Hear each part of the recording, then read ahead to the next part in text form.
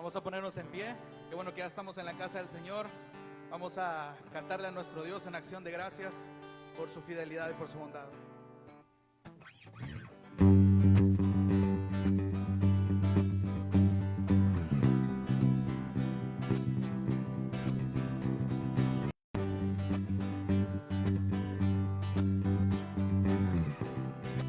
Cantamos juntos. Hoy venimos llenos de júbilo y de gratitud. Proclamamos tu fidelidad y tu salvación. Hoy cantamos. Hoy cantamos de tu gran bondad e infinito amor. Nos has dado plena libertad con tu redención. Grande eres tú y grandes son tus obras. Queremos celebrar y darte las gracias. Gracias Dios por lo que has hecho y por lo que harás. Te damos gracias, gracias Dios. Te exaltamos, tú eres digno. Oh, gracias Dios.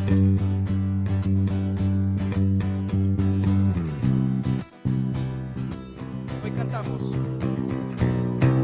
Hoy cantamos de tu gran bondad e infinito amor. Nos has dado plena libertad con tu redención. Grande, grande eres tú y grandes son tus obras. Queremos celebrar y darte las gracias. Gracias Dios por lo que has hecho y por lo que harás. Te damos gracias, gracias Dios.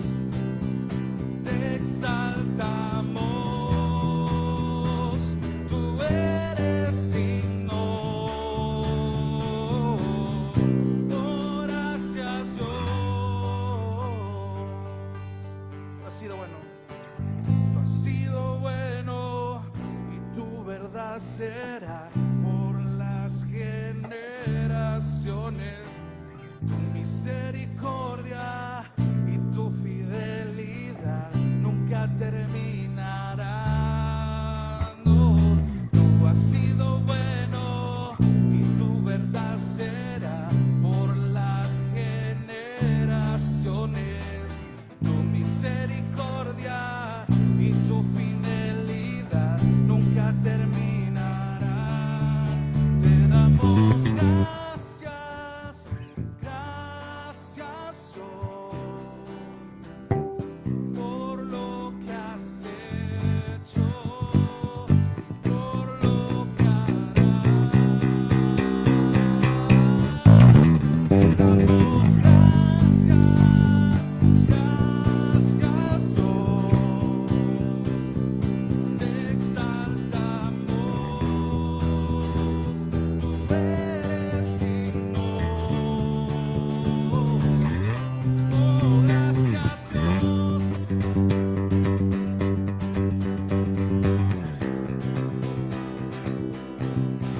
Gracias Dios.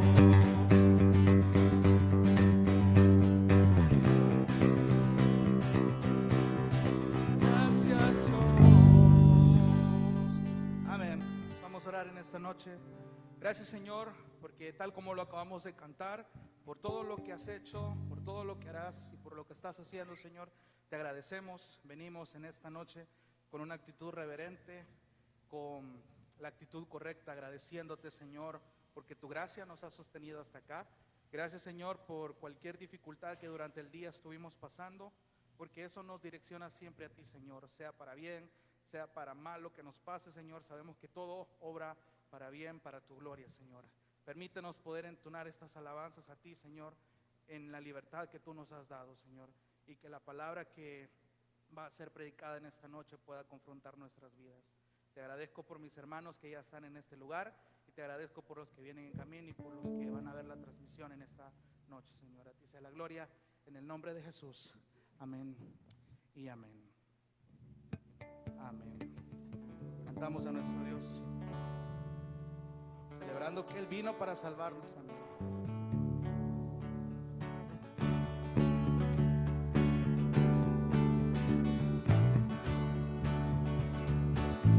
Cantamos juntos. Al mundo paz nació Jesús, nació ya nuestro Rey. El corazón ya tiene luz, y pasó Santa Grey, y pasó Santa Grey, y paz, su Santa Grey.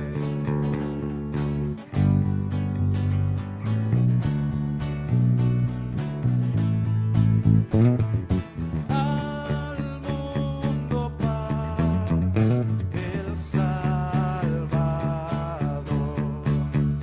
en tierra reinará.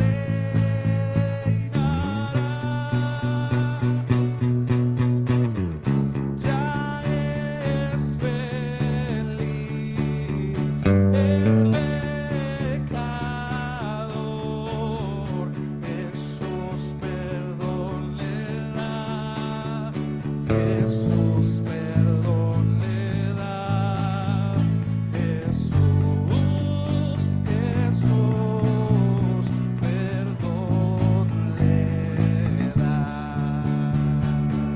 Rompió mis cadenas, me dio vida nueva, y al fondo del mar echó mi maldad. Lavó mis pecados y me ha perdonado, solo en el nombre de... Una vez más, rompió mis cadenas, me dio vida nueva, y al fondo del mar echó mi maldad. Lavó mis pecados y me ha perdonado, solo en el nombre de Jesús hay libertad.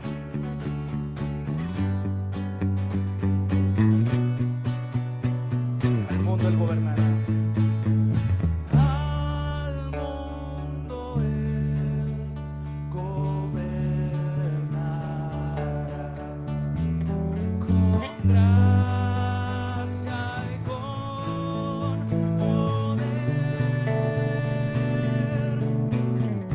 A las naciones Él mostrará su amor y su poder, su amor y su poder, su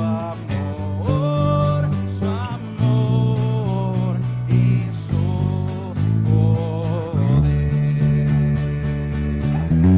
Rompió mis cadenas, me dio vida nueva, y al fondo del mar echó mi maldad.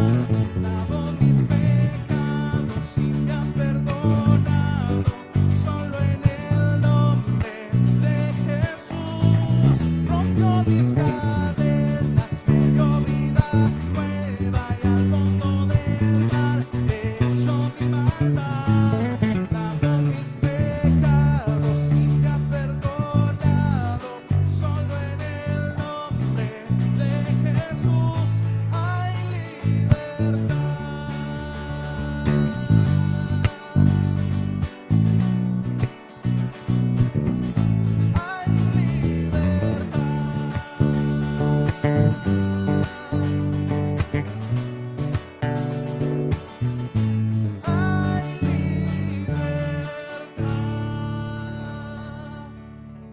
esa libertad para proclamar con nuestras voces que Él vino con un solo propósito, para salvarnos de nuestros pecados. Señor, en este caminar tan difícil, nuestra oración es que pase lo que nos pase, que nuestro objetivo sea siempre direccionarnos a tu Hijo, ser más como Cristo, ser satisfechos en Cristo, deleitarnos en Cristo, mirar a Cristo donde sea que andemos, Señor, en las pruebas, en los logros. Queremos, Señor, y nuestro anhelo es que seas tú nuestro mayor deleite en todo tiempo. Y a través de esta alabanza, Señor, queremos manifestarlo. Esa es nuestra oración. Danos a Cristo, Señor.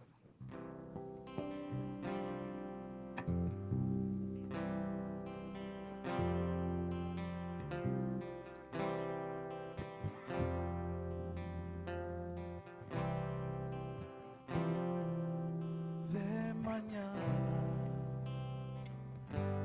al despertar, de mañana al despertar, de mañana al despertar, dame a Cristo.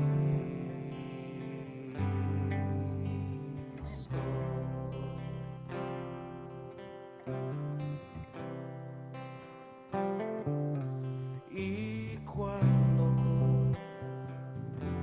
solo estoy, y cuando solo estoy,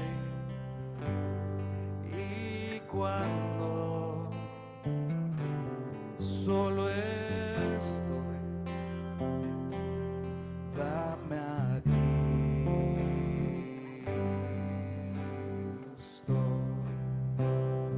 dame a Cristo,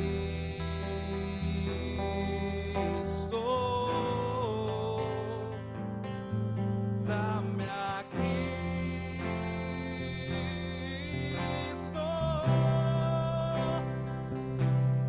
nada más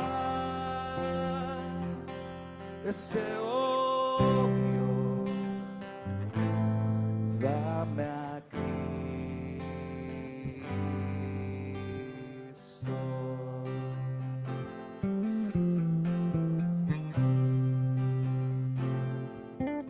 Y cuando temo yo, y cuando temo yo, y cuando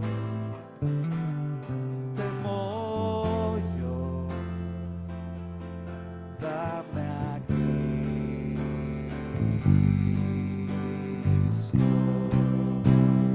dame a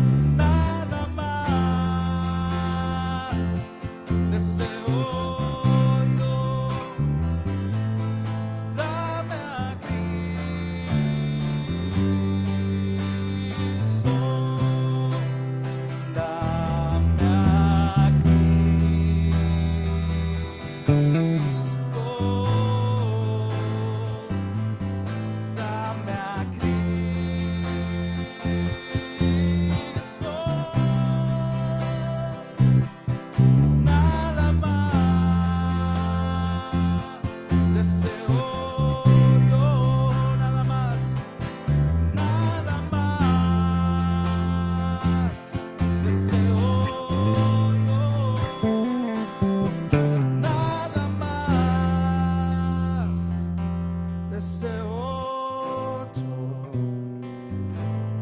dame aquí.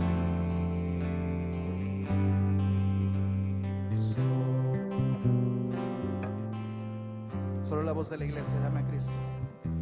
Dame aquí.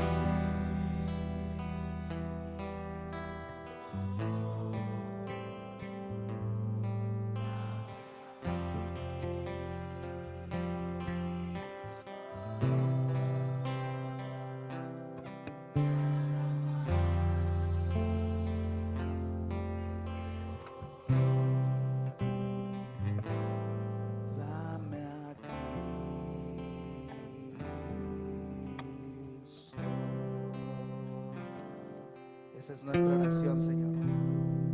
Esa es nuestra oración. Gracias por este tiempo tan maravilloso que tú nos has dado para poder exaltar tu nombre. Que a ti sea la gloria, la honra y la alabanza. En el nombre de Jesús. Amén y amén.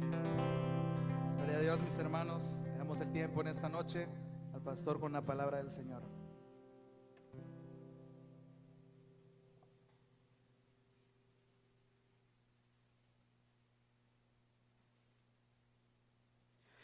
Bueno, sean bienvenidos, amados hermanos. Qué bueno que ya estamos acá. Creo que había un gran tráfico. Yo me tardé casi 45 minutos en venir. Pero qué bueno que el Señor nos ha traído con bien. Abra conmigo su Biblia, por favor, en Mateo capítulo 19.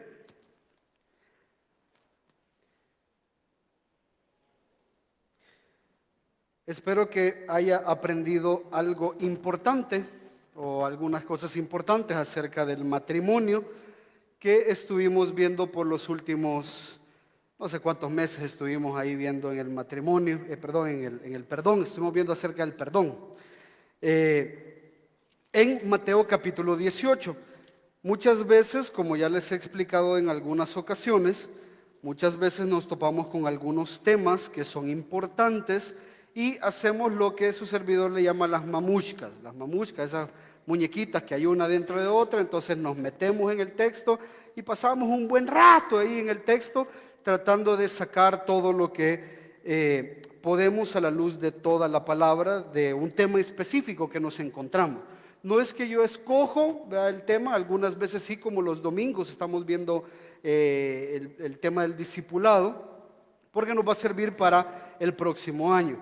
Pero algunas veces simplemente nos metemos, primero porque es un tema que está ahí, ¿ya?, y no nos salimos del curso, sino que está hablando la Escritura, entonces es importante verlo. Segundo, porque yo quiero aprender, ya es una de las razones principales por las cuales nos detenemos en algunos textos más que en otros.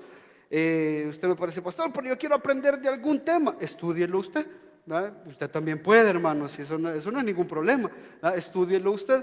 Pero algunas veces siento yo la convicción de parte del Señor de detenernos en ciertos temas que creo yo que son importantes. Y el día de hoy pues vamos a iniciar otra mamushka que es con respecto al matrimonio. Así es de que espero que usted aprenda. ¿Aprendieron acerca del perdón? ¿Aprendieron acerca? ¿No? Ok, entonces espero que aprenda usted también acerca del matrimonio. Sé que les prometí en algún momento que íbamos a hacer un preguntas y respuestas acerca del perdón, pero todavía no lo vamos a hacer porque este tema, curiosamente, va ligado a Mateo 18. Mateo 19 va ligado a Mateo 18. Entonces, léalo conmigo, por favor, Mateo capítulo 19, versículo 1. ¿Lo tiene ya? Dice, y aconteció que cuando Jesús terminó estas palabras, partió de Galilea y se fue a la región de Judea, al otro lado del Jordán, y le siguieron grandes multitudes y los sanó allí.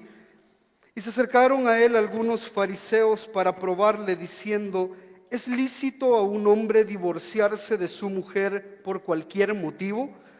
Respondió él, dijo, ¿no habéis leído que aquel que los creó desde el principio los hizo varón y hembra?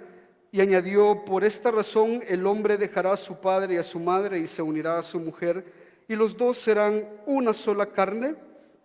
Por consiguiente, ya no son dos, sino una sola carne. Por tanto, lo que Dios ha unido, ningún hombre lo separe. Ellos le dijeron entonces: ¿por qué mandó Moisés darle carta de divorcio y repudiarla? Y él les dijo: por la dureza de vuestro corazón, Moisés os permitió divorciaros de vuestras mujeres, pero no ha sido así desde el principio. Y yo os digo que cualquiera que se divorcie de su mujer, salvo por infidelidad, y se case con otra, comete adulterio. Los discípulos le dijeron: si es así la relación del hombre con su mujer, no conviene casarse. Y él les dijo: no todos pueden aceptar este precepto, sino solo aquellos a quienes les ha sido dado. Hay eunucos que así nacieron desde el seno de su madre, y hay eunucos que fueron hechos eunucos por los hombres. Y también hay eunucos que asimismo se hicieron eunucos por causa del reino de los cielos. El que pueda aceptar esto, que lo acepte. Vamos a orar.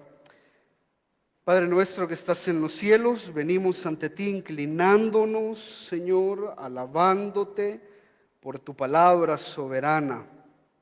Te pedimos que esta noche hagas, Señor, que nuestros corazones, nuestras mentes, nuestras voluntades se inclinen también ante ti. En todas las áreas, pero de manera más específica, Señor, en esta área del matrimonio. Te pido, Señor, que puedas tú sostener, guiar, confrontar, restaurar a todos aquellos matrimonios que a causa de el pecado han sido gravemente dañados. Te pido, Señor, por aquellos matrimonios que van a ser dañados, por los matrimonios que están por formarse, y también, Señor, por aquellos que estamos siendo bendecidos, por los matrimonios que ya están en la iglesia. Necesitamos, Señor, reconocer esta noche tu autoridad en este tema. Es difícil para nosotros, es doloroso muchas veces, y sin embargo sabemos, Señor, que tu palabra es para nuestro bien, así como para traerte gloria a ti. Ayúdanos a creerlo, incluso cuando entendemos lo difícil de este pasaje. Ayúdanos no solamente a creerlo, sino a vivir por ello. Te lo pedimos por Cristo nuestro Señor. Amén y amén. Puede tomar su asiento.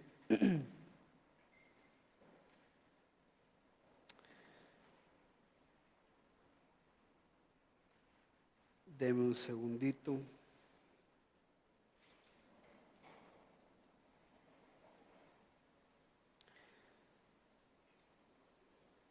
Bien, como le venía diciendo, sin ánimo de abandonar todavía el tema del perdón, no crea que ya pasamos a otro tema. Sí estamos pasando a otro tema, evidentemente, pero está íntimamente relacionado. Ahí dice su hojita en forma de introducción que sin abandonar el tema del perdón de forma providencial e inspirada, Mateo es movido a escribir acerca del matrimonio y del divorcio. Y fíjese qué interesante, ¿por qué Mateo, creo yo, que de forma inspirada y providencial? Cuando hablamos de providencial, es que el Señor orquestó todas las cosas, incluso la mente de Mateo fue controlada para poder escribir acerca de este tema. Nosotros reconocemos y creemos que Mateo, por ejemplo, es un evangelio que está ordenado de forma temática, no cronológica. Por eso es que usted va a ver tal vez que en algunos pasajes de otros evangelios, de los evangelios sinópticos, Mateo, Marcos y Lucas, algunas cosas pasan después, cuando el Señor estuvo, pasaron algunos eventos antes, otros eventos después. Ese no es un problema realmente, porque la Escritura no trata de darnos una cronología exacta, sino la importancia de los temas que el Señor Jesús tocó. Entonces Mateo organiza su evangelio de forma temática, es decir, que Mateo de manera intencional va agarrando los temas que tienen algún vínculo entre ellos. capítulo 18 de Mateo estábamos hablando del perdón y hablamos mucho acerca del perdón. Y Mateo capítulo 19, curiosamente, habla del matrimonio. ¿Por qué cree usted que Mateo quiso hablar del matrimonio justamente después? Y no del matrimonio exclusivamente, quiso hablar del divorcio. ¿Por qué cree usted que del divorcio? Bueno, porque en un matrimonio es el ring donde usted más tiene que perdonar. Ese es el lugar, no hay otro lugar más en la tierra, no hay una relación más viva, más llena de gracia que el matrimonio, no hay otra. Si usted quiere saber si realmente usted es una persona llena de gracia, vea cómo trata usted a su cónyuge. Si realmente usted quiere saber si usted es una persona paciente, vea cuánta paciencia le tiene a la persona que duerme a su lado. Eso significa ser paciente, eso significa ser amoroso, eso significa ser servicial. Aquí a la iglesia pueden venir muchas personas que sirven increíblemente a la iglesia, pero en su casa no mueven pero ni una taza, hermano. Entonces, ¿dónde se ve realmente el evangelio? ¿Dónde se ve realmente la gracia? ¿Dónde se ve realmente el perdón? Si no es en la relación que usted tiene de por vida con ese pecador con el cual se casó. Ahí es el lugar. Entonces, no es que estamos abandonando, pero creo que ya por muchos meses pusimos las bases con respecto al perdón y cómo es que hacer con el resentimiento y el juicio y todas estas preguntas que creo que se han respondido. Pero ahora vamos a una parte práctica. Y fíjese que es bien interesante porque acá, si bien es cierto, vamos a hablar del divorcio, es bien interesante que los fariseos llegan y le preguntan al Señor, ¿por qué mandó Moisés darle carta de divorcio y repudiarla a una mujer? Es bien interesante porque el Señor previamente a esto, versículo 4, dice que el Señor, cuando le hicieron la pregunta acerca del divorcio, Él les respondió diciendo, ¿no habéis leído? Ese era un golpe al hígado, hermano. Ese era un golpe directo, porque se lo estaban preguntando fariseos, personas que supuestamente pasaban conociendo las Escrituras, estudiando las Escrituras todo el tiempo. Entonces, cuando ellos vienen y le preguntan acerca del divorcio, el Señor Jesús lo primero que les dice es, ¿no habéis leído?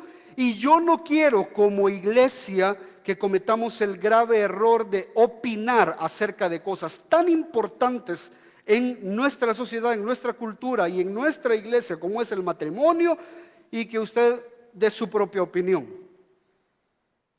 Me interesa grandemente que usted sea conocedor de las verdades bíblicas con respecto a este tema. Y no importa si usted es casado, divorciado, si se va a casar, si quiere quedarse soltero toda su vida, usted tiene que conocer de esto. Tiene que conocer de esto. ¿Por qué? Porque somos cristianos. Y yo no quisiera que el día de mañana a mí alguien me pregunte ¿no habéis leído qué? Es que la Escritura nos da los parámetros, la Escritura nos da las respuestas para estas cosas. Ese es el punto primero. Y punto segundo, es bien interesante. ¿Y por qué nos queremos detener con esto? Porque el Señor Jesús les dice que, versículo 7, ¿por qué mandó Moisés darle carta de divorcio? Lo vamos a ver más adelante. Moisés no mandó carta de divorcio. Moisés lo puso como una opción. Es una gran diferencia. Es una gran diferencia. Poder dar una opción a mandar algo son dos cosas muy distintas. Y Moisés lo que hizo fue dar una opción. ¿Quiénes toman esa opción? Póngame atención con esto. ¿Quiénes toman esa opción? Aquellos que están endurecidos de corazón. Esa es la idea. El divorcio es producto, posiblemente, de una falta de arrepentimiento por parte del ofensor. ¿Ya? En un matrimonio, el que ofende no se quiere arrepentir. Entonces, se acorrala a un divorcio, ¿ya? Y la persona ofendida no quiere perdonar. ¿Se recuerda lo que estuvimos hablando durante las semanas anteriores? ¿Qué fue lo que más hablamos? Y hablamos, y hablamos, y hablamos, y hablamos. Arrepentimiento y perdón, arrepentimiento y perdón. Si hay arrepentimiento, tiene que haber perdón. Si hay arrepentimiento, tiene que haber perdón. Entonces Mateo nos pone en esta forma tan maravillosa de verlo, porque el endurecimiento del corazón, vuelvo y repito, va a estar siempre relacionado. El endurecimiento del corazón en un divorcio va a estar siempre relacionado con la falta de arrepentimiento del ofensor o la falta de perdón del ofendido, o ambos. Pero si uno se arrepiente y el otro perdona, no hay necesidad de un divorcio. ¿Me está siguiendo hasta ahorita? Entonces, creo que es importante, y esto es lo que vamos a pasar durante las próximas semanas, porque cuando al Señor Jesús le preguntan con respecto al divorcio, Él inmediatamente responde, no diciendo sí o no, ni dando una respuesta con respecto al divorcio. Él responde definiendo lo que es el matrimonio. Así responde el Señor Jesús a esta pregunta. Entonces, fíjese, ¿por qué creo que es importante que nosotros pasemos las próximas semanas hablando del matrimonio? Y yo no quiero que usted se desilusione y diga, ay, del matrimonio, si yo ya sé lo suficiente del matrimonio. Así creía usted lo mismo acerca del perdón, ¿se acuerda? Y nos dimos cuenta que no sabíamos mucho acerca del perdón. Además, no sabíamos nada, y lo poquito que sabíamos estaba equivocado. Entonces quiero que pasemos las próximas semanas hablando acerca de el matrimonio. Usted podrá decir, pastor, ¿y uno de soltero? ¿Qué va a poder sacar de eso? Bueno, vamos a tocar temas como, evidentemente, definir el matrimonio.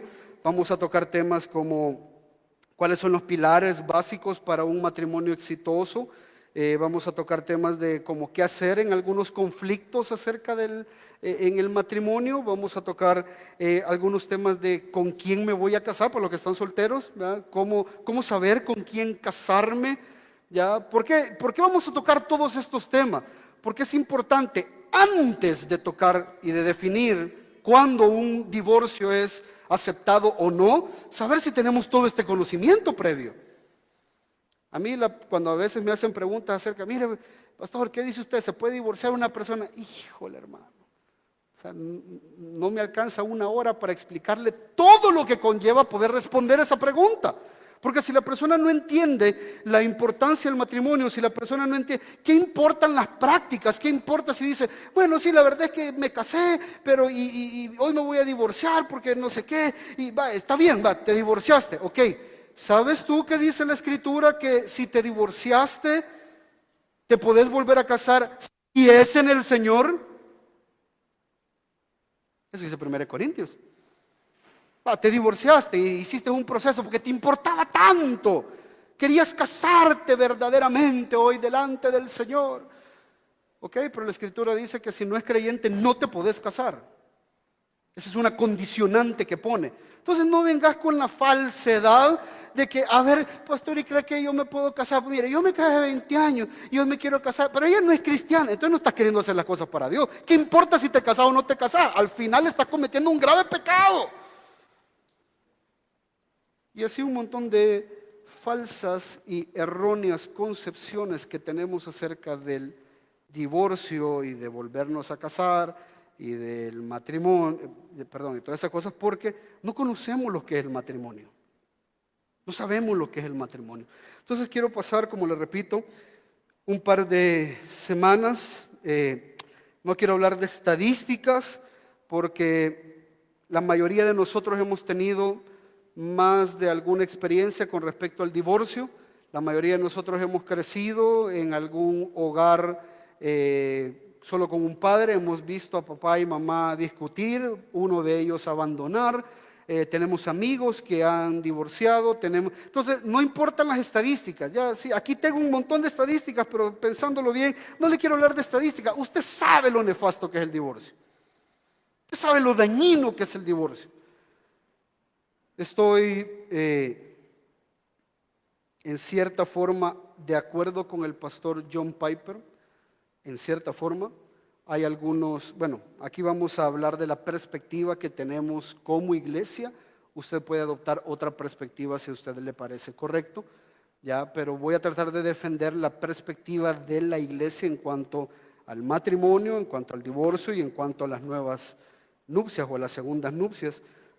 Sin embargo, hay personas como John Piper, que él considera que un creyente que una vez se casa, nunca se puede volver a casar si se divorcia.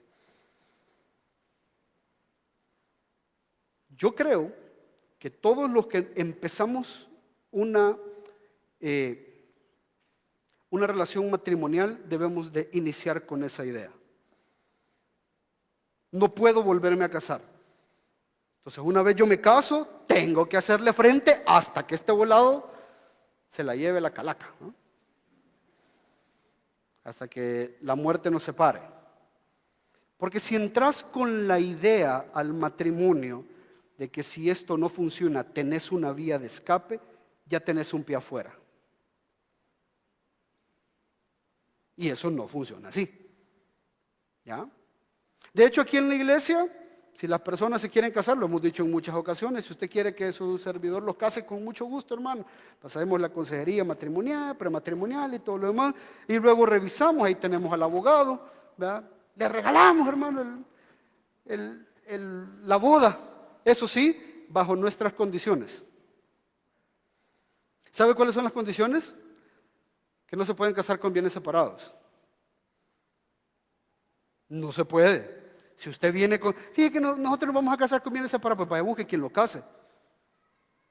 Porque ese no tiene sentido.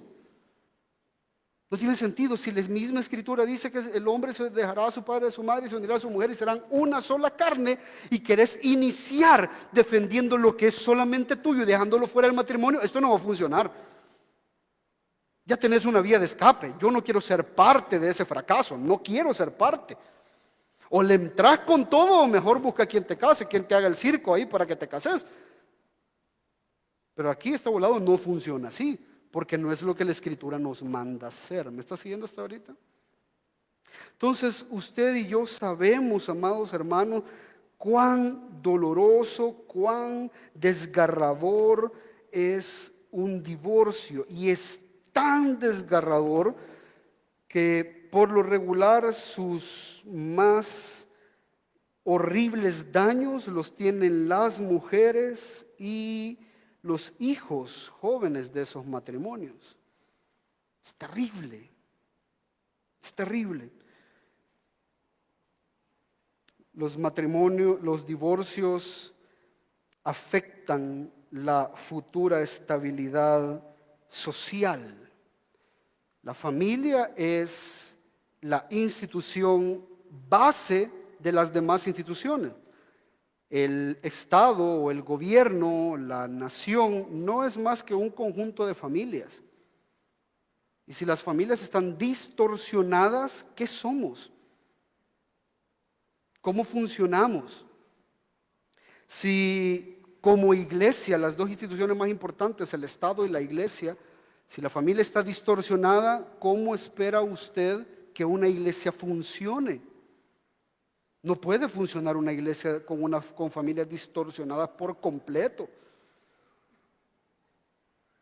Entendiendo esto, fíjese, me encontré con una información bien interesante. William Galston, que es un asistente adjunto era el asistente adjunto del presidente Clinton, presentó una política interior que decía, debido a los efectos demoledores, fíjese qué interesante, debido a los efectos demoledores y emocionales y de desarrollo del divorcio, ojo, debido a los efectos demoledores, emocionales y de desarrollo que tiene el divorcio en los niños, sería razonable introducir mecanismos de ruptura que preparen a los padres que contemplan el divorcio para hacer una pausa en la reflexión. Este es el Estado de los Estados Unidos. Lo que está diciendo es que creemos una ley que cuando la gente se quiera divorciar, tengan que pasar por un proceso de reflexión previo a que ellos tomen esa decisión. ¿Por qué cree que se presenta esto como una propuesta de ley? Porque esta gente entiende que si la familia está golpeada, la nación va a estar golpeada. Entonces, no hay mucha diferencia entre lo que estaba pasando en aquel tiempo con lo que pasa hoy. ¿Ya? La gente no entiende lo que es el matrimonio como no lo entendían los fariseos. La gente no se está divorciando a diestra y siniestra. ¿Ya? Y los fariseos eran personas que se divorciaban también a pesar de que eran religiosos. Ellos hacían uso del divorcio. Pero lo único bueno que podemos sacar de todo esto es que esta gente vino a Jesús para preguntarle acerca del divorcio, que eso es lo que nosotros tenemos que hacer. Por último, creo que el matrimonio es importante, hablar del matrimonio. Estoy dando mis argumentos por los cuales vamos a pasar tanto tiempo metido en este tema. El matrimonio es importante porque son pocas las áreas en la vida en la que nuestra fe va a ser tan probada como en una relación matrimonial. Aquellos que están casados sabrán de lo que hablo. Usted quiere saber cómo se siente que su fe sea aprobada, que todo lo que usted sabe acerca de Dios sea aprobado, cásese. Y se va a dar cuenta cómo los frutos que usted realmente cree tener están ahí o no lo están. Entonces creo que esto es importante y vamos a tocar algunos puntos. Primero, fíjese qué interesante, la preocupación de Jesús por la gente. Parece ser como que Mateo mete un texto ahí, no sé en su Biblia si está de la misma manera, pero solo hay 2 versículos, de versículo 1 y versículo 2, que separan el capítulo 18 con el capítulo 19. Como que no tienen relación, pero sí tienen relación. Dice, aconteció que cuando Jesús terminó estas palabras, partió de Galilea, se fue a la región de Judea, al otro lado del Jordán, le siguieron grandes multitudes y los sanó ahí. Porque es importantísimo que nosotros veamos esta actitud de Jesús sanando a la gente, porque Jesús se preocupa de forma genuina por la gente. Solo aquellos que se preocupan de forma genuina por las personas están dispuestos a decirles la verdad. ¿Y sabe cuál es la verdad dura de este texto?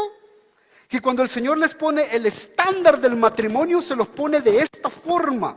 Les dice que están equivocados con respecto a su forma de pensar con respecto al divorcio. Y cuando los discípulos, los mismos discípulos le dicen, Señor, si así es la relación, versículo 10, del hombre con su mujer, no conviene casarse. Y el Señor le dice, no hombre, ¿cómo no? Cásense. El Señor le dice, ¿sí? ¿Saben qué? El matrimonio no es para todos. El matrimonio no es para todos. No lo digo yo. Lo dice el Señor Jesús, dice, no todos pueden aceptar este precepto, sino solo aquellos a quienes les ha sido dado. Fíjese que yo entro en un conflicto en este tema. Es un conflicto bien grande. Y se lo voy a decir en amor.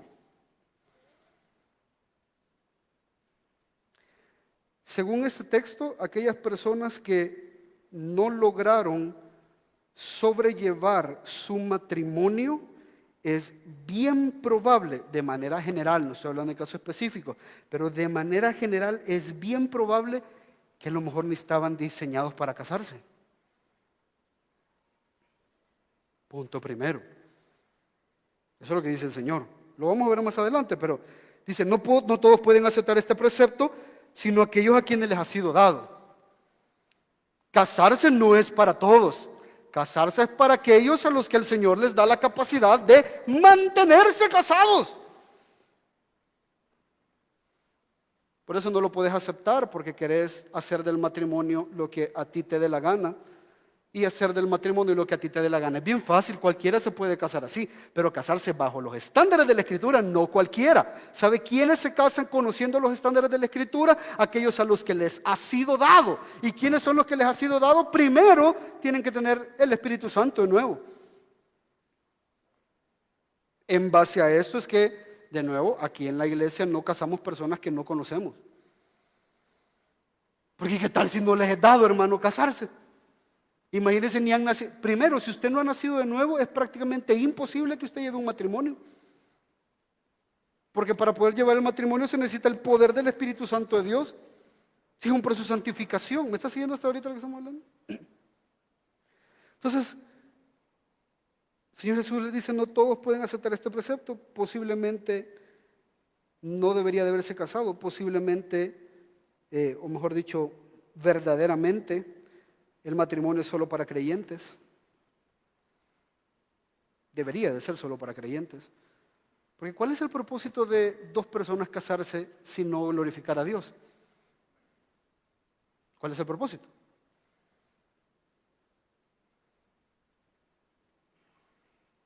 No tiene sentido. ¿Está siguiéndose ahorita?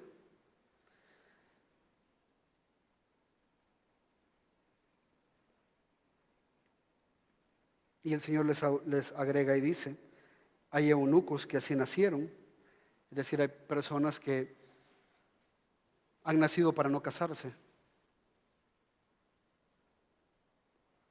Hay eunucos que fueron hechos eunucos por los hombres. Posiblemente hay personas que después de haberlo intentado una vez en el matrimonio, se dieron cuenta que mejor solteros, como Pablo. Pablo se hizo eunuco a causa de los hombres. Y también hay eunucos que asimismo se hicieron eunucos por causa del reino de los cielos. Hay personas que quieren dedicar su vida de lleno al Señor y no necesitan de un matrimonio para ser felices.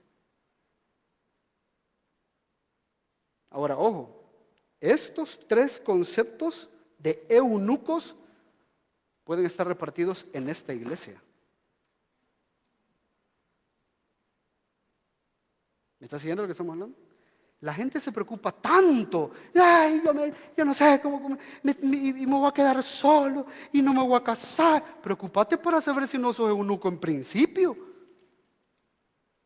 Porque no hay nada peor ni nada más grave que ser eunuco y casarte con alguien.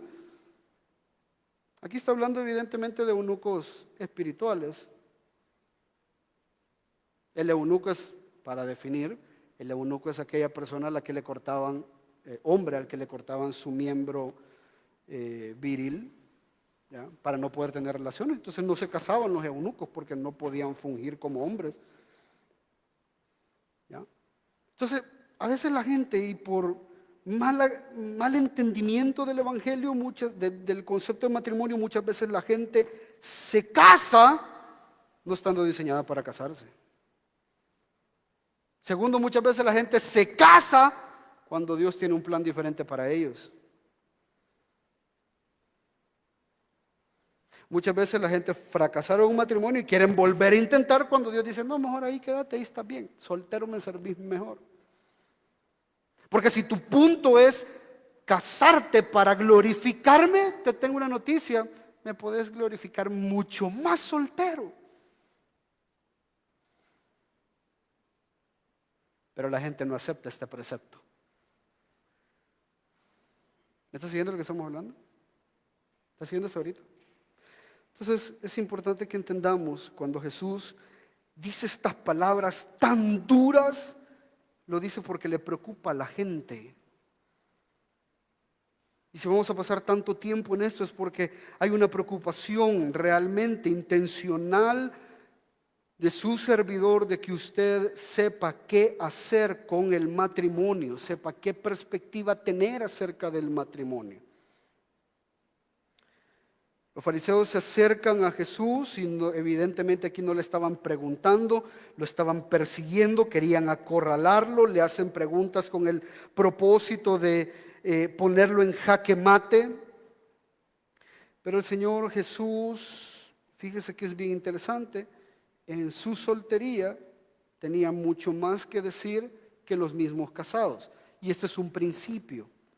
Porque tal vez usted podrá decir, pastor, ¿y usted qué nos va a enseñar del matrimonio? Si, mire, yo llevo 20 años de casado y usted apenas 4, y usted es pollo, usted empezando va. Sí, hermano, pero es que yo no le vengo a hablar de mi matrimonio.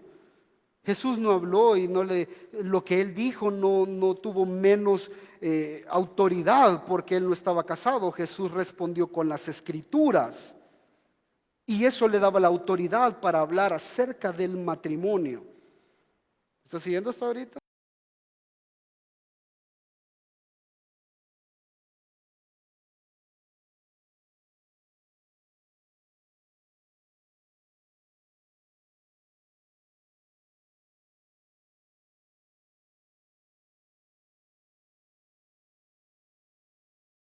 tiene que saber cómo Jesús lo hizo. Jesús, en vez de señalar ciertos matrimonios en específico, lo que Jesús hizo fue ir a las Escrituras, ir al principio. ¿Está haciendo eso ahorita?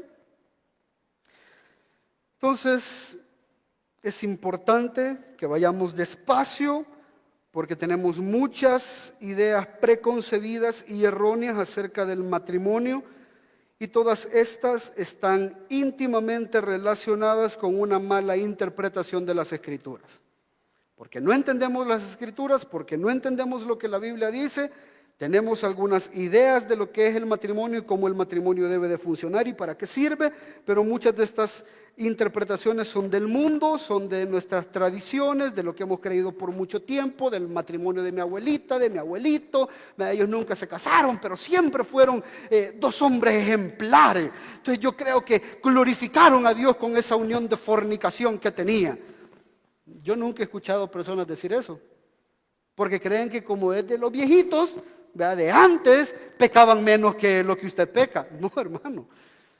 El estándar no es la sociedad, el estándar es la Escritura. Y es lo que tenemos que ir. Entonces, fíjese, algunas cositas interesantes. Mateo 19:3. ¿Está conmigo ahorita? Vamos a ir despacio, no sé hasta dónde me va a alcanzar el tiempo hoy, pero no pierda la hojita.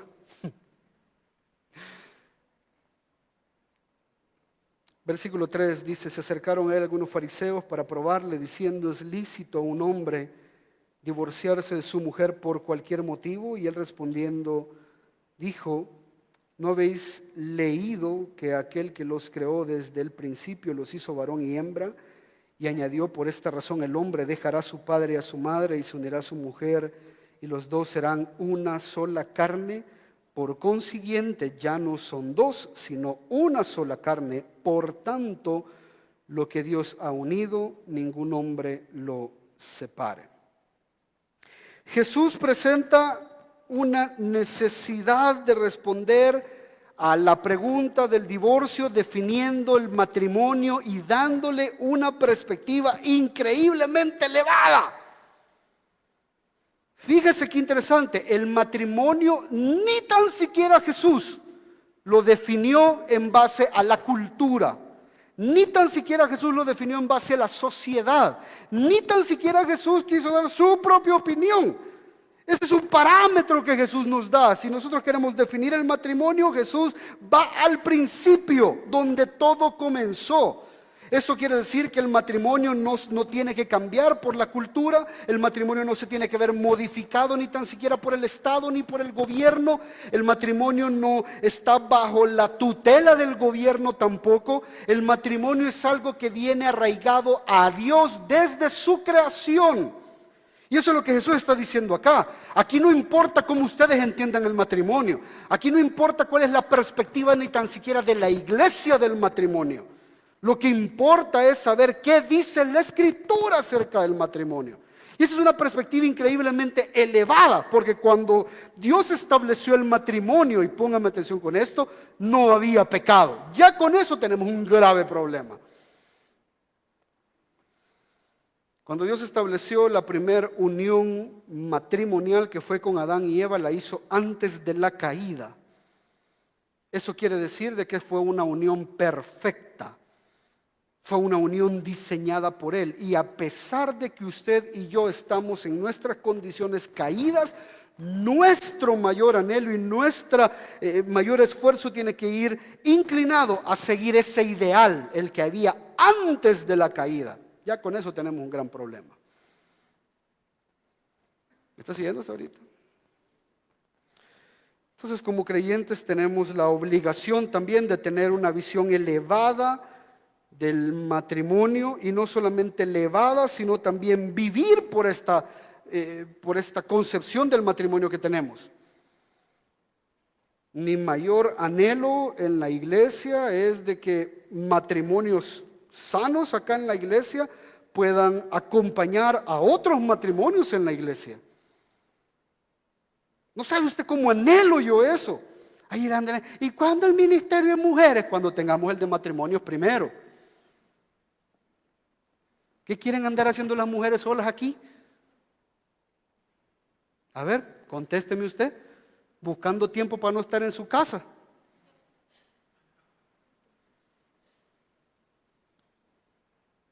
No hay necesidad de un ministerio de mujeres previo a un ministerio de matrimonios. Porque no es bueno que el hombre esté solo, ni la mujer tampoco, ni tan siquiera en los ministerios. Esa es la visión elevada. Por eso es que muchas cosas no funcionan en nuestras iglesias.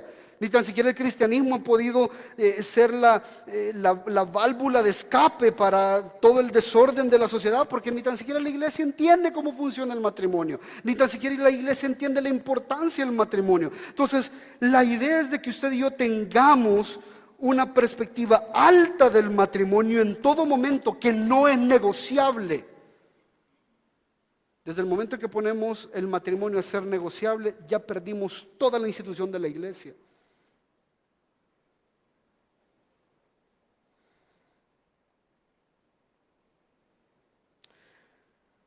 Entonces, vamos a responder, espero yo, a esta pregunta, de si un hombre puede divorciarse de una mujer y cuándo hacerlo, y si puede volver a casarse. Pero primero quiero definirle el matrimonio para que usted vea si realmente quiere divorciarse o lo toma como una opción en algún momento de su vida. Entonces, fíjese qué importante. Vamos a empezar definiendo qué es el matrimonio. Y si damos una definición correcta del matrimonio, ojo, tiene que tener ciertas características. Y la primera, hay cosas que usted ya va a saber, hay cosas que usted ya entiende, porque las hemos hablado en muchas ocasiones acá en la iglesia, pero creo que es importante que las refresque y que las anote. Anótelas, por favor. Ahí están en su hojita, pero haga anotaciones. Primero, el matrimonio es un pacto, no es un contrato. El Estado le ha dicho a usted que es un contrato, pero de nuevo, ya lo vamos a ver más adelantito, el Estado no tiene injerencia en los matrimonios creyentes, verdaderamente creyentes. El Estado está cambiando todo el tiempo. Y yo les preguntaba ahora a los hermanos a los líderes, a los hermanos de la mesa, ¿ustedes creen que el gobierno debe de regular los matrimonios? Y me dijo uno de ellos, no, porque el gobierno está dominado por Satanás. Y dije yo, buena respuesta. ¿Se recuerda lo que Satanás le dice a Jesús en el desierto? Todos los reinos del mundo te doy porque a mí me han sido entregados. Se los ofreció a Jesús. Yo pongo y quito al que yo quiero. Si yo te quiero poner a vos como dueño de todos estos reinos del mundo, te pongo porque a mí me los han entregado. Entonces el gobierno no tiene la autoridad de definir ¿qué es un matrimonio? De hecho, usted lo ha visto últimamente, que cuando el gobierno se atreve a definir lo que es un matrimonio, lo que hace es distorsionarlo por completo. Entonces, el matrimonio es un pacto, no es un contrato. El gobierno dice que es un contrato, las leyes dicen que es un contrato. Y en un contrato la gran diferencia es que en un contrato ambas partes tienen que cumplir con sus responsabilidades para que el contrato se mantenga vigente. En un pacto no funciona así. El pacto es unilateral. Los pactos importantes en las Escrituras son unilaterales, no son contratos. El día de mañana, si su cónyuge deja de cumplir su parte del trato, la respuesta suya no es ir y pagarle con la misma moneda. La respuesta suya es seguir cumpliendo su parte del trato. ¿Se recuerda lo que hablábamos el domingo? ¿Por qué somos infelices? Somos infelices porque estamos dependiendo de que otra gente hagan su parte. Por eso somos infelices. Pero yo soy feliz cuando, a pesar de que mi esposa no cumpla su parte del trato, yo la quiero cumplir. No estoy diciendo que yo soy perfecto, Entiendo que ella es feliz conmigo porque ella también hace su parte del trato, no esperando que yo haga la mía. Si la hace, gloria a Dios, hermano. Si yo recibo de mi esposo, gloria, eso es bendición, eso es gracia. Pero un pacto nunca funciona de manera bilateral. Los pactos importantes en la Escritura son unilaterales. Fíjese lo que dice, vaya conmigo ya a Proverbios 2:16.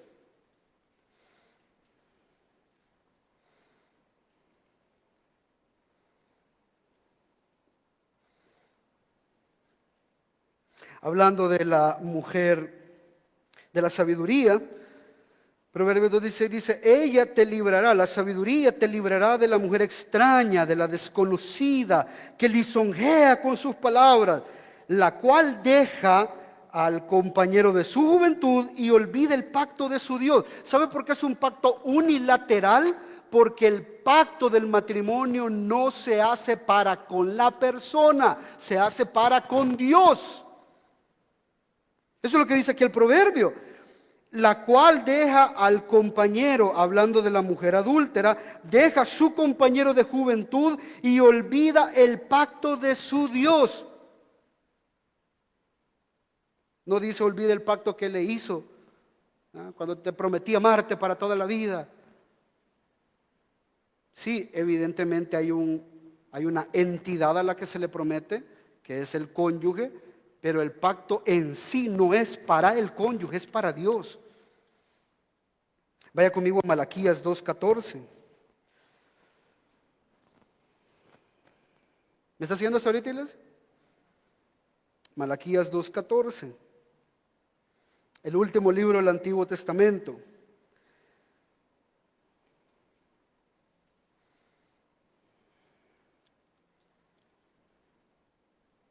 ¿Lo tiene?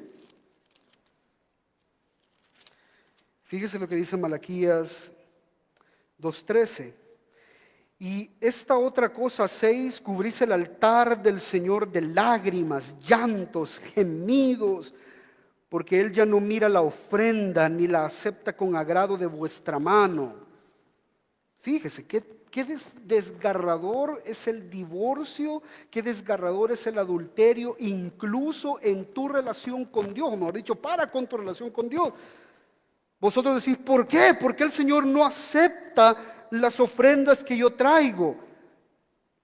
Porque el Señor ha sido testigo entre tú y la mujer de tu juventud, contra la cual has obrado deslealmente, aunque ella es tu compañera y la mujer de tu pacto. No dice la mujer con la que hiciste el pacto, sino la mujer del pacto. ¿Cuál pacto? El pacto que hiciste con Dios. Con Dios te comprometes a cumplir los votos para con esa persona, pero los pactos no lo haces. Lo que prometes no se lo prometes a la persona, se lo prometes a Dios. ¿Me está siguiendo? Por eso acá en la iglesia, si usted ha estado en alguna de las bodas, por lo regular le pedimos a la gente que haga sus propios votos, que reflexione. Y a veces, bueno, yo he visto, acá no sé, pero he visto en otras ocasiones, que la gente piensa en todo, hermano. La gente piensa en las flores, en las invitaciones, en el wedding planner, en la música, en la bebida, en la comida. Van a probar las comidas. Dedican tanto tiempo a la organización de la boda y no dedican la cantidad de tiempo digna o necesaria para reflexionar en cuáles son los votos que van a hacer. Por eso es que la mayoría de veces los matrimonios fracasan. Porque están tan emocionados que la novia se vea bonita y que le tomen fotos y no sé qué, que cuando están diciendo, ¿prometes amar? Prometo. En la salud y en la enfermedad. Para toda la vida. Repiten como loros. Si supieran que esas palabras que dicen en el momento en que están contrayendo el matrimonio, sirven para dirigir tu vida matrimonial. Para eso sirven. No son un requisito que las tengo que decir porque pues sí son parte del protocolo. No. Tú las tenés que reflexionar porque ellas te van a conducir en tu vida matrimonial. ¿Cuántos de ustedes no quisieran ya haber salido corriendo cuando no reciben lo que esperaban del matrimonio? Todos hemos querido salir corriendo de ahí y decir, puy, a saber en qué desmadre me metí. Pero sabe, cuando usted empieza a pensar a tener ese tipo de pensamiento, el pensamiento que lo contraataca, que lo hunde, que lo desbarata, es que usted se recuerda, bueno, pero yo le prometí a Dios amar a esta mujer en la salud y en la enfermedad, en la riqueza, en la pobreza, en lo difícil y en lo fácil, en la prosperidad y en todo momento. Esas palabritas tan sencillas dirigen tu vida matrimonial, si es que aprendes a reflexionarlas. ¿Estás siguiendo esto ahorita? Aquellos que han tenido a su esposo o a su esposa enferma saben de lo que estamos hablando. Tener que cuidarlos en la salud. No, en la salud es bien fácil, hermano. Pero cuando ya la tienes postrado un mes, inútil. Cuando digo inútil no es un insulto, es que no es útil. O sea, no te está ayudando, no está haciendo su parte del matrimonio, no, está haciendo una carga, sí, pero tú lo prometiste.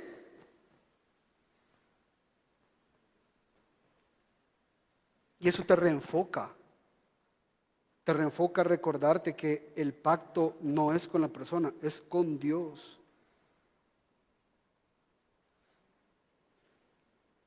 El matrimonio está bajo la autoridad del Señor. Dios es el creador de la humanidad y por lo tanto es el creador también del matrimonio. Su palabra es la fuente de autoridad de todo lo que nosotros tenemos que creer y hacer con respecto al matrimonio. No hay otra fuente. Aquí no importa lo que digan los psicólogos, aquí no importa lo que diga la Oprah Winfrey, aquí no importa lo que diga nadie. Aquí no importa ni cómo su mamá vivió su matrimonio. No importa ni cómo su papá, ni cómo su hermano, aquí no importa. Importa que el matrimonio esté informado por la palabra de Dios y tu concepción del matrimonio esté informada por la palabra de autoridad que es la Escritura. Hay un autor de apellido Ortlund, Rey Ortlund, dice, el matrimonio no surgió de fuerzas históricas, que eso es lo que enseñan a veces, creo yo, en código romano. Que el matrimonio fue, porque como aquellos tenían dinero y aquellos también, entonces para unirlos y no sé qué. Te dicen que el matrimonio viene a raíz de las necesidades que se fueron dando en la sociedad de manera histórica. Pero la Biblia no dice eso. La Biblia asegura que el matrimonio descendió por gracia celestial como un bien permanente para la humanidad. Fue Él quien lo definió, dice este autor, y lo definió en Génesis 2:24 como una vida mortal plenamente compartida entre un hombre y una mujer. Vaya conmigo a Génesis 2:24. Sé que ya lo he leído, pero no importa. Lo vamos a volver a leer.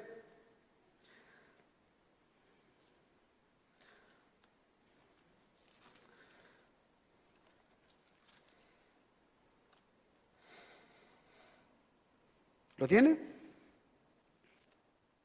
Génesis 2:18. Y el Señor Dios dijo, no es bueno que el hombre esté solo, le haré una ayuda idónea. ¿Quién consiguió pareja? ¿Quién instituyó? ¿De quién fue la idea de que un hombre y una mujer se unieran? De Dios. Porque Adán, cuando vio a los animales que iban caminando y hicieron el desfile, los nombró a todos y dice que no encontró ayuda para él, no encontró su otra parte, pero no dijo, la voy a hacer. Ni dijo, se la voy a pedir al Señor para que me la envíe.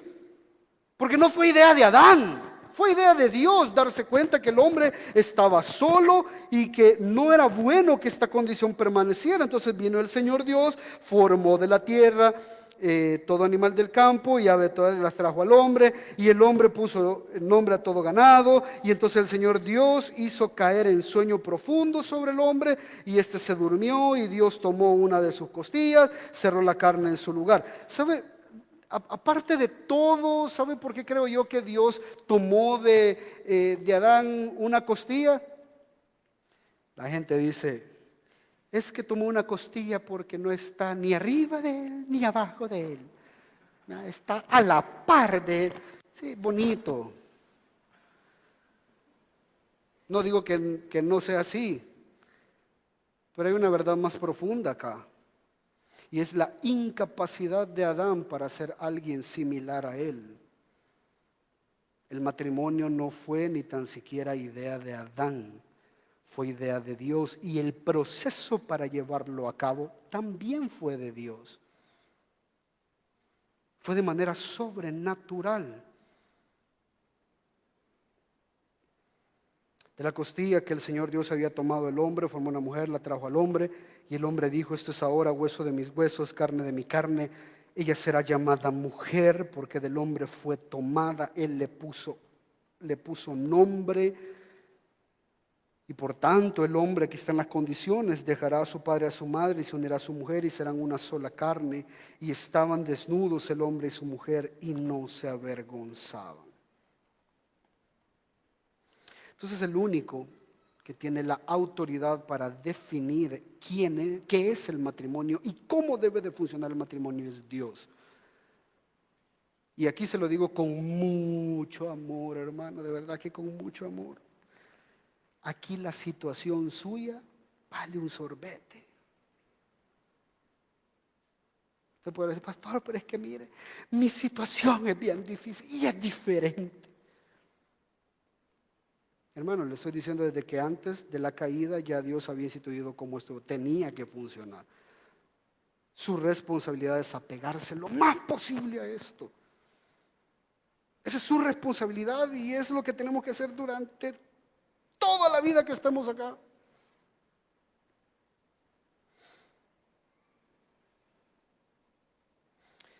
El matrimonio es también para compañía.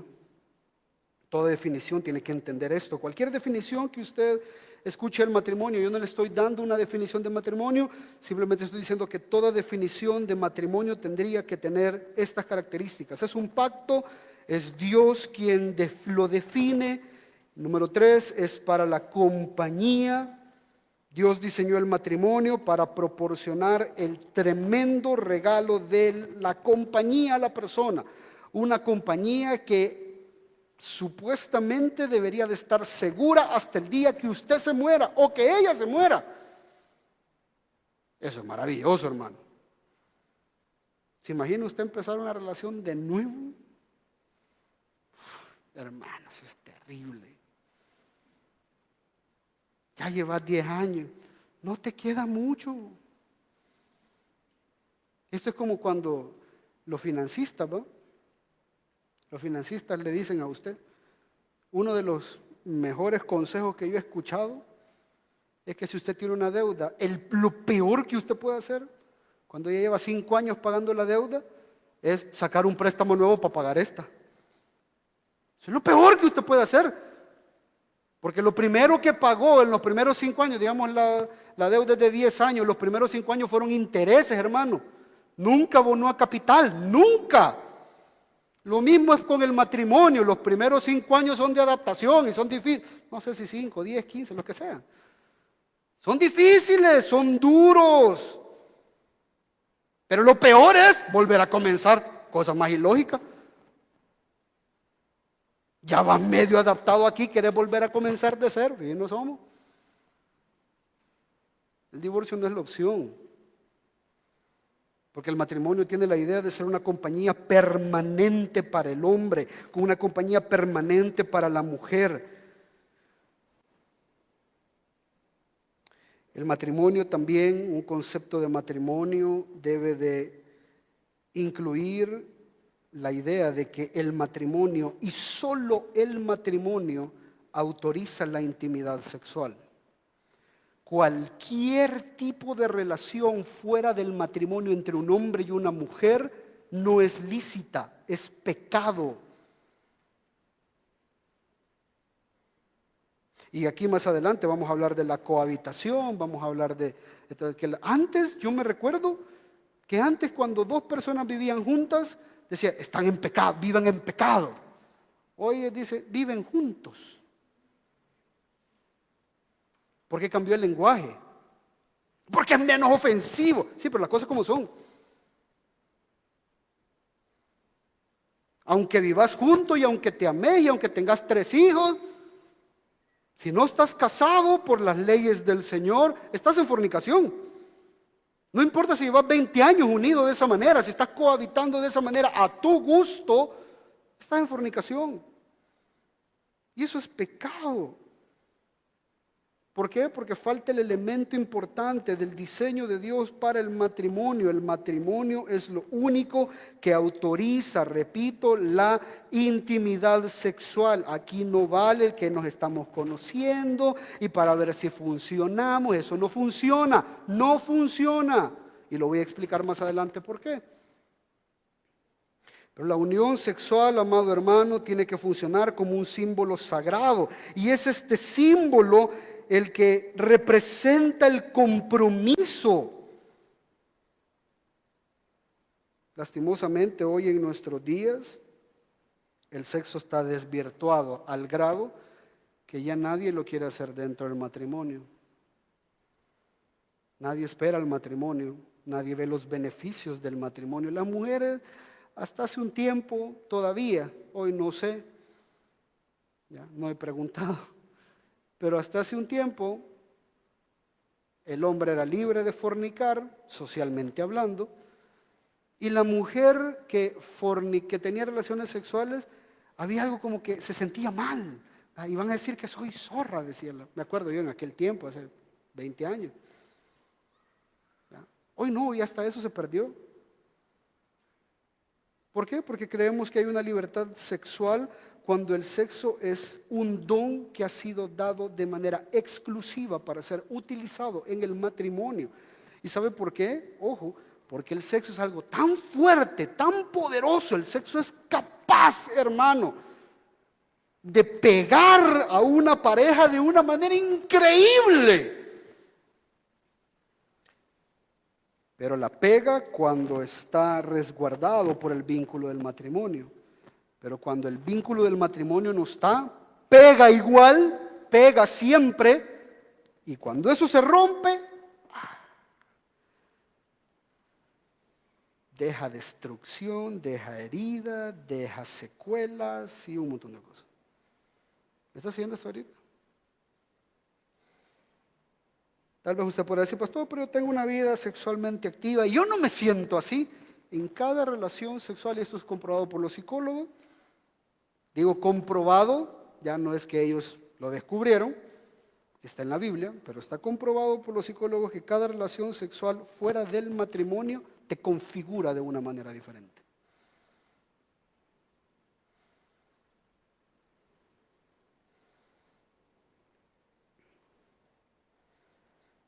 El matrimonio, esa es otra característica. El matrimonio es para toda la vida. Quiero leerle un texto, no lo busque. Bueno, ya estuvimos ahí en Mateo, en Malaquías, pero se lo voy a leer para que no lo busquen. Malaquías 2:14 y 16 dice, vosotros decís, ¿por qué? Porque el Señor ha sido testigo entre tú y la mujer de tu juventud, contra la cual has obrado deslealmente, aunque ella es tu compañera y la mujer de tu pacto, pero ninguno que tenga un remanente del Espíritu lo ha hecho así. Fíjese, ninguno que tenga un remanente del Espíritu ha obrado deslealmente con su esposa. ¿Qué hizo mientras buscaba una descendencia de parte de Dios? Prestad atención, dice, pues a vuestro espíritu no seas desleal con la mujer de tu juventud. Versículo 16. Yo detesto el divorcio. Dios odia el divorcio. Lo detesta con todo su corazón. Dios sabe lo que es tener un pueblo que es infiel. Dios sabe lo que duele la infidelidad. Y aún así Dios permanece siendo fiel, porque si hay algo que Dios detesta más que la infidelidad nuestra, es el divorcio. Dios lucha y Dios nos mantiene aferrados a Él, cumpliendo Él su parte del pacto de sostenernos. Porque si hay algo que Él detesta, es tener que desecharte. Detesta. Claro, Él no lo hace, pero Él detesta cuando su pueblo decide separarse de Él e irse tras otros ídolos.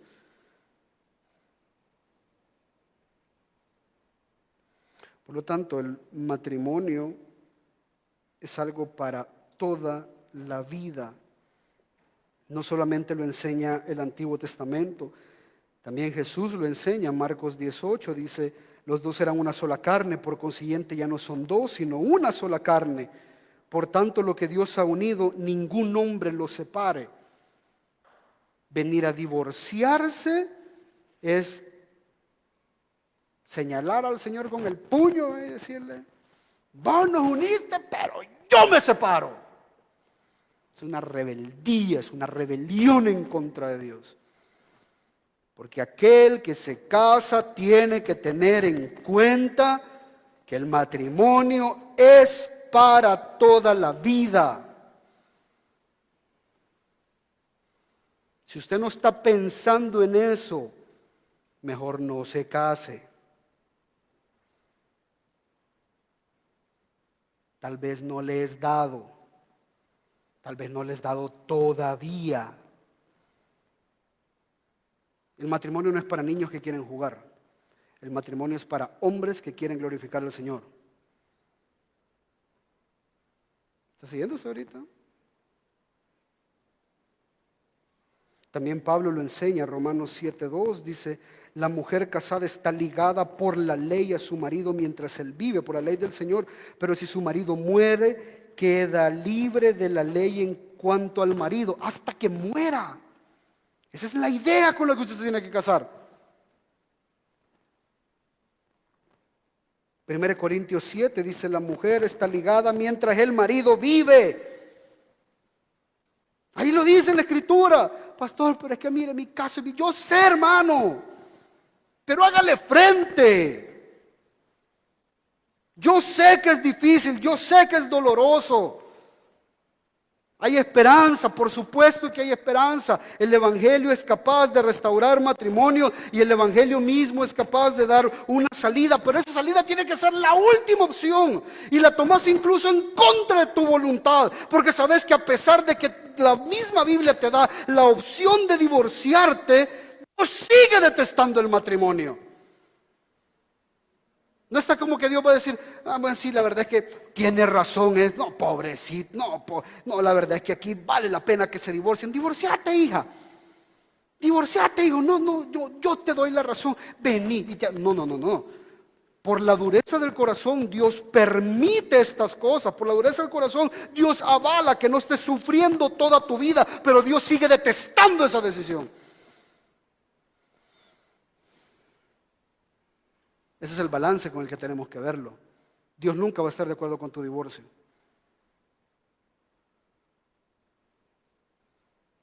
Puede que lo acepte, pero no lo apruebe. Que son dos cosas diferentes. ¿Estás siguiendo esto ahorita? Rapidito.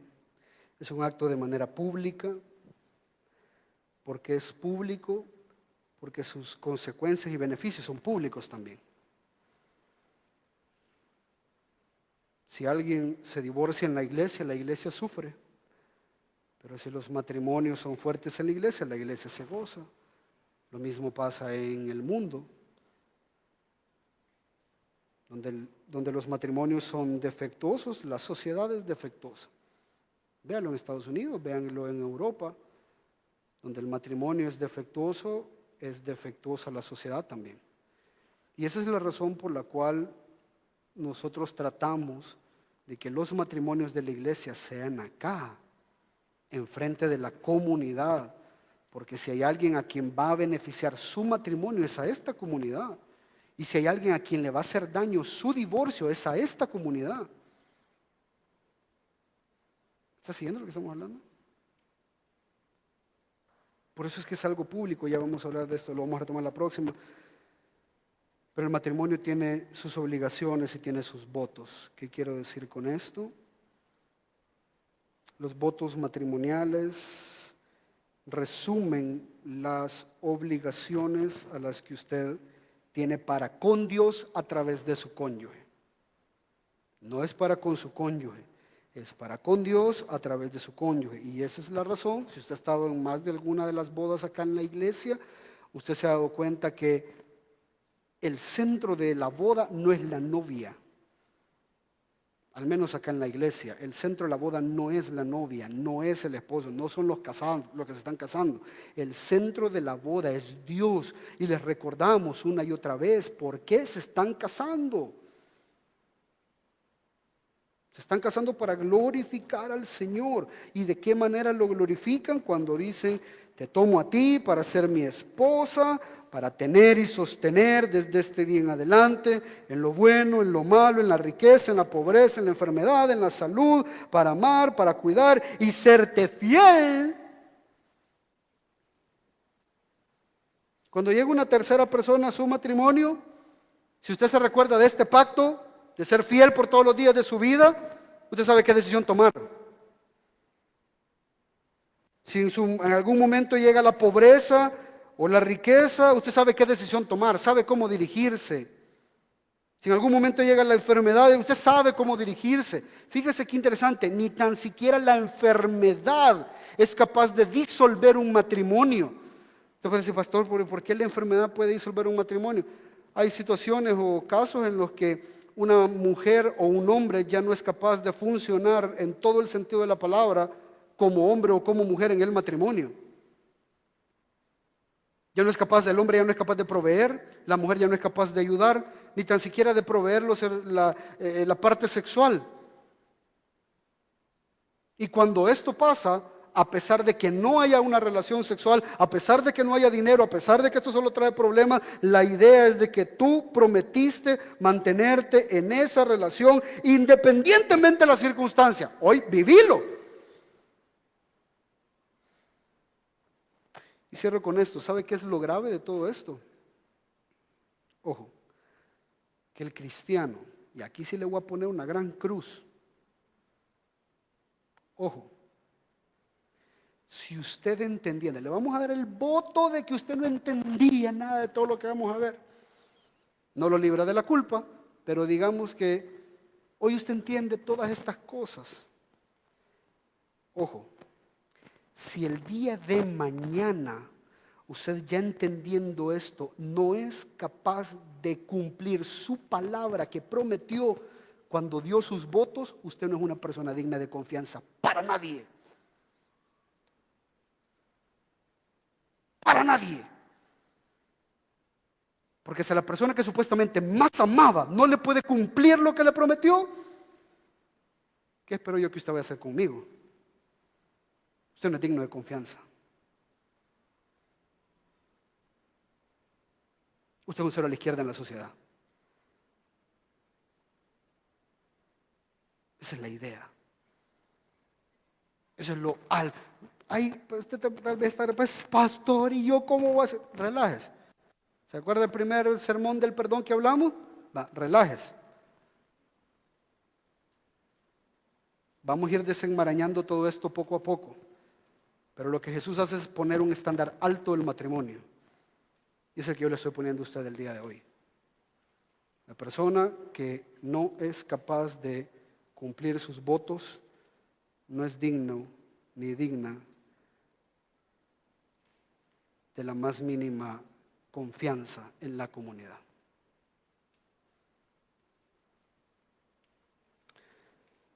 Que el Señor nos ayude.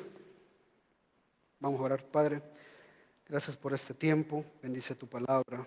Eres un buen Dios. Instrúyenos en este tema tan maravilloso, tan difícil. Queremos vivir para tu gloria y no para la nuestra. En el nombre de Jesús. Amén y amén. Bueno, le voy a invitar a que nos pongamos en pie. No vamos a cantar porque se me fue el tiempo.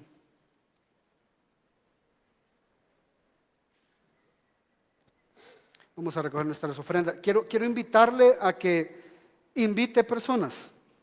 Invite, aunque no se queden aquí en la iglesia.